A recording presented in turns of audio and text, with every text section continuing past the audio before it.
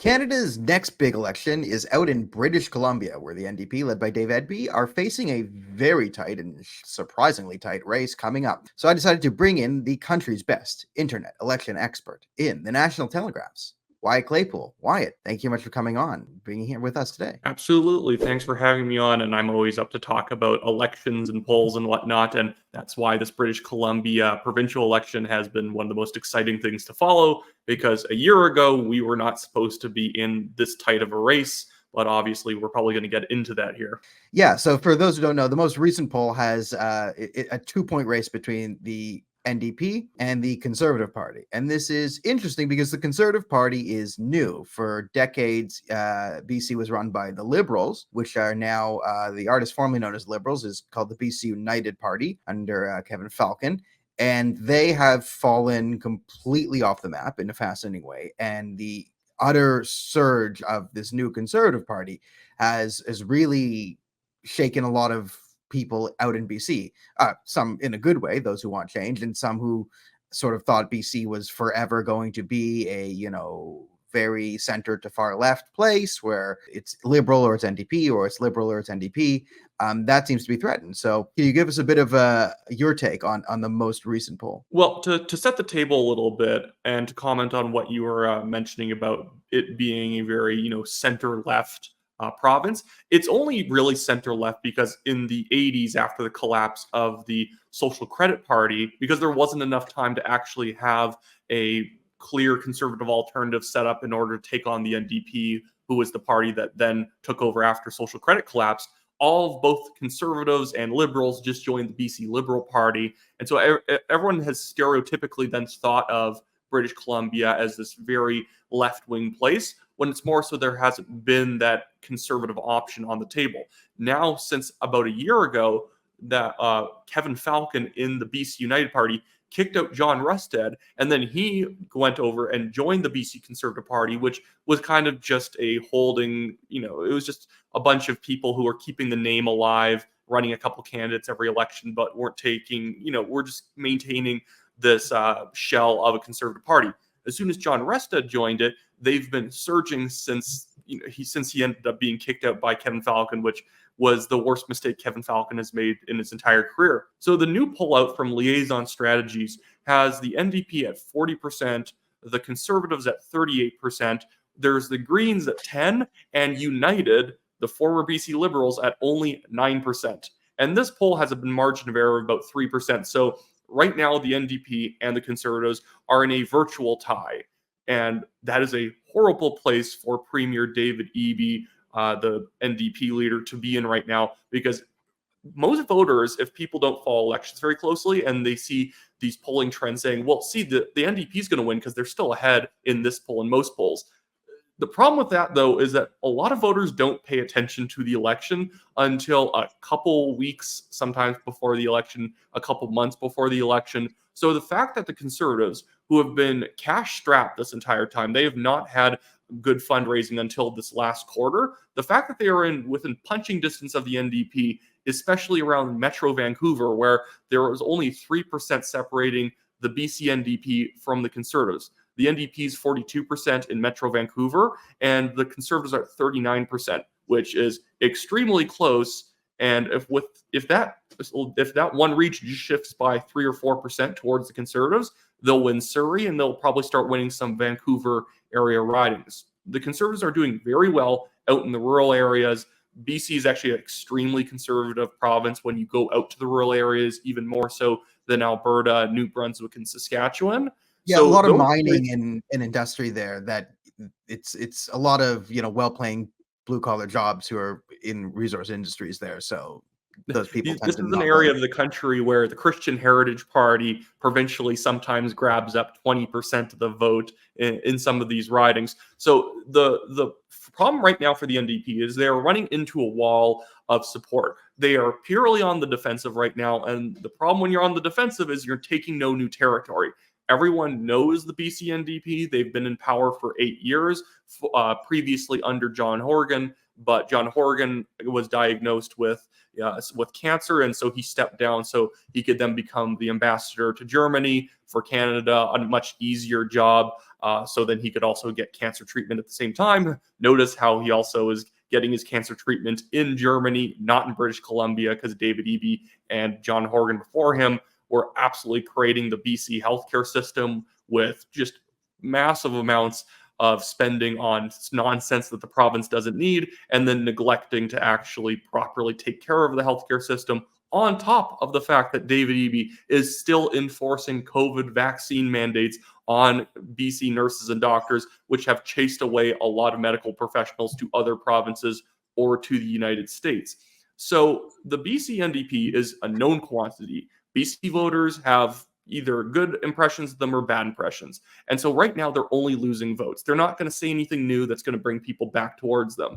So when you're only at 40% right now in this current election, and some of the other polls put them a little bit higher, but some of them also put them a little bit lower, and your opposition isn't even that well known yet, people don't even, there's a lot of voters, the people who are still voting United in these polls, who probably don't realize that the BC Conservatives are the real opposition to Eby's NDP. And Eby's NDP on all of the issue polling is cratering. They're on some major issues that they have made, like, our issue, like decriminalization, SOGI 123, the safe supply programs. They have 78% of BC residents on some of these issues saying that the government is currently doing a bad job. And the Conservatives, federally, are around 50% in British Columbia. I would find it hard to believe that by the time the election rolls around, that the provincial Conservatives are still only at 38%, because the federal Conservatives are proving that they could punch up 5, 6, 7% higher, and that's totally realistic. And so in these Metro Vancouver areas and Vancouver Island, an increase for the Conservatives in just 3 or 4% is probably going to bag them another 10, 14 seats, and that would flip the entire election result. Yeah, you brought up some very interesting things. So the Conservatives have an interesting sort of duality in name brand recognition that benefits them both, because they have the sort of conservative brand, which they can peel off the federal Conservatives, and Pierre Poilievre is quite happy, and people like a familiar brand. So the Conservative Party doesn't sound too out of whack, but they also have sort of this upstart newcomer powers in BC, because they've never really been in power as British Conservatives. So they don't have the thing where 20 years ago people have the Mike Harris, it was so evil in Ontario. What did he do? I have no idea. I can't remember. I just remember the media said I should hate him, or we can't vote for Trump. Remember Bush? Like this whole thing, right? The guy who was, you have sort of this residual. They start with a clean slate. They're not having, it wasn't like a more conservative person took over the United Party or the, formerly the Liberals, and you have to deal with all the baggage that comes with having had, Kevin Falcon lose the last provincial election, because they're still running with Kevin Falcon, even though he lost badly. People don't like him. He's very much the leader for nobody. He has very in the middle positions on everything. And it wasn't like it's not Christy Clark, and then you don't have to inherit that. So John Rustad is a northern BC politician, and he is very northern BC. I even had his team tell me that he didn't own a lot of suit jackets, because he's the type of guy who just, wears button-up shirts, and that's enough for him at the office, because that's just not the culture in rural areas of British Columbia to be wearing 3-piece suits everywhere. And the great thing that he has is he kind of has this outsider blue collar feel that the NDP is supposed to be appealing to.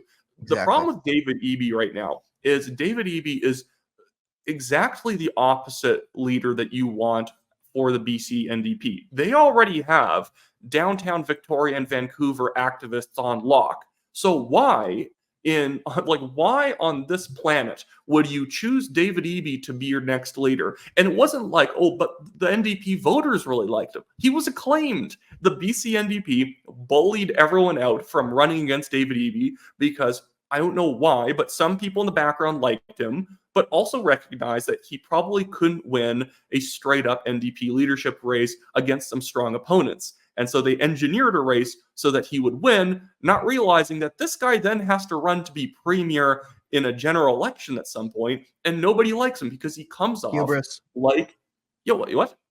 It's hubris. I mean, you deal with people who come from that sort of downtown activist core you mentioned. They just think, oh, we'll get our guy in, and everyone, people on the far left or NDP type left. In my experience, they tend to think that every right-thinking person is somewhere on the left and would be too scared of the conservatives, and they just think they can just say, oh, all conservatives are racist, and that will win them the election in BC. I gotta imagine And that's David the Eby's strategy. style, and David Eby's styles, David Eby is effectively a student union protester who somehow became the premier of the province. It doesn't matter how long he's been premier, he seems like an activist at all times. That's why all of his focus is on very activist type policy issues, decriminalization, safe supply, SOGI 123, different rent affordability programs rather than just reducing taxes, getting rid of the carbon tax and all this stuff, just making life more affordable from the government not getting in your way as much. No. He wants the government to get even more in your way because he believes And then throw in you the concept of subsidies big. to on the thing you pay. If you pay $100 more in taxes, you can get $80 in subsidies. So what a Yeah. great deal, And right? That's his plans are just absolutely absurd. He even has this new piece of crime legislation that went through, or it's a regulation. It's one of the two. Doesn't really matter. But what they're doing now is they're going to investigate police officers for arresting people from specific demographic groups too much. So if one demographic group is being disproportionately arrested for committing crimes, that means that there might be systemic racism in the police force. So now police officers in a province where crime is rising quite significantly every year are now being being told, disincentivized to no, arresting people. like maybe don't arrest that guy because you might have the government put you on unpaid leave and investigate you for systemic racism. He's a man, David Eby, who he's a lawyer, and one of the things he used to do was write books about how you can sue the police in small claims court and win. That was actually a title of a book, How to Sue the Police in Small Claims Court and Win, which is this ridiculous way of finding technicalities in how officers conducted an arrest or gave it a ticket in order to then try and extract money from the police. He's pushed defund the police programs, diverting police resources towards, social workers and, drug intervention type programs that are really just a way of giving people more drugs. It's gotten so bad that in the province I live in, Alberta, a lot of our illicit drugs on the street are safe supply drugs from British Columbia. So this is a very long way of saying people think David Eby is a little bit crazy. And right now, the NDP, the only reason that they're even ahead of the Conservatives is not enough people know who John Rustad is yet. Not enough people have clued into the fact that the BC Conservatives are a real party now. It's not just a good name on a ballot, but doesn't have a lot of infrastructure behind it. And so a lot of the NDP support is soft support because people are thinking in the sort of framing of the 2020 election in British Columbia, it's the NDP versus the Liberals. And a lot of people didn't like the Liberals, so they're probably still defaulting to voting NDP in a lot of these polls. So within 2 or 3 months, it would shock me if there's still a lot of BC NDP support. And they have to contend with the fact that the Greens are very powerful in British Columbia compared to the Greens federally. The Greens currently have 2 seats, but in terms of provincial politics, that is quite strong for a Green Party. They can poll anywhere from 8% all the way up to sometimes 15%. And when the federal Conservatives have 50% of the vote and the provincial Greens have around 10% of the vote, that means that David Eby has about 40% anti-Conservative votes that he can work with. But even then, some federal Liberals vote for the United Party. So for David Eby to win this election, he's going to have to rely on, which he can't rely on it, crossover voters, people who are both going to, for some reason, vote for Pierre Poilievre federally and David Eby provincially. David Eby being the guy who called Pierre Poilievre's conservative agenda a massive baloney factory and refused to get on board the Axe the Tax movement. British Columbia being one of 2 provinces alongside Quebec, which actually has its own provincial carbon tax. He's refusing to get rid of carbon tax. So he's having to rely on voters. And when I say rely on them, not actually rely on them, because this is an impossible situation that will never happen. He wants someone who will vote Poilievre federally to then vote for him provincially. That's not happening, and that's why he's just destined to lose. Yeah, it's a pretty good breakdown. I mean, we have the NDP at 2 points. I mean, the Liberals, which dominated provincial politics, are dying, and there's an interesting thing of, people were saying, we were talking about a BC United Conservative Party merger a couple months ago, that Kevin Falcon flubbed pretty hard, and then looked pretty desperate. But you could maybe even make a case now that the BC United might be equally vote splitting from both NDP and Conservatives at this point.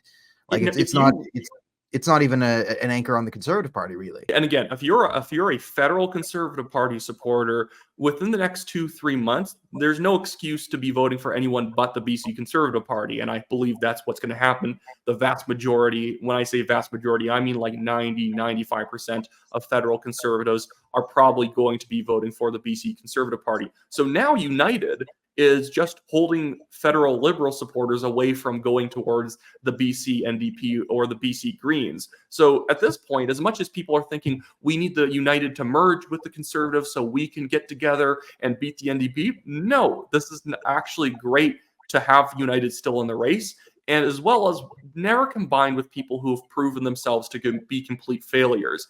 You might end up failing if you have that failed team join the BC Conservative team. I mean, who in BC United do you want to give a spot to? Who do you bring on? They like their brand is more toxic than anyone who hasn't crossed the floor yet as BC United MLAs are, in a certain sense, at this point, just like, why would you want them if they haven't figured out yet that they should cross the floor? And 3 MLAs have crossed the floor from United to the BC Conservatives, but anyone after this point who hasn't joined just probably shows that they're not very smart, that they're not very good decision makers. They don't know how to read the political room. But to go back to the merger talks, if anything, that was effectively a giant op from the BC NDP and the media, pushing the idea that the BC Conservatives and United definitely have to get together or they can't win.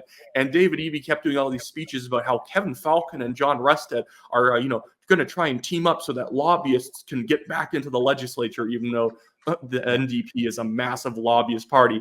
There was no talks going on. John Rustad made it clear that there was no talks going on, but the NDP and the media kept making the case that they should definitely get together.